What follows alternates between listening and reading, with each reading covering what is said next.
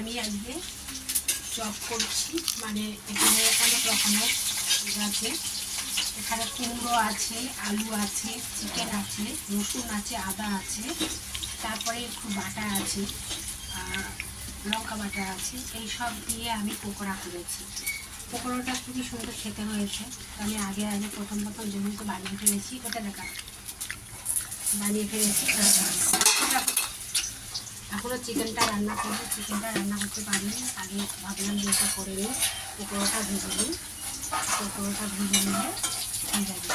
এটা তো খুবই স্বাদ হয়েছে, তোমরা চাইলে তোমরাও খেতে পারো এইভাবে। এর মধ্যে কর্নফ্লাওয়ার দিয়েছি আর মোটা বেসন দিয়েছি, খুবই টেস্টিকর হয়েছে। দেখো খুব সুন্দর হয়েছে, তোমরা চাইলে খাবে। কুমড়ো কুচি করে কেটেছি, এবার মিষ্টি কুমড়ো, আলু কুচি কুচি করে কেটেছি, কাটার পরে পেঁয়াজ কুচি, আদা কুচি সব দিয়ে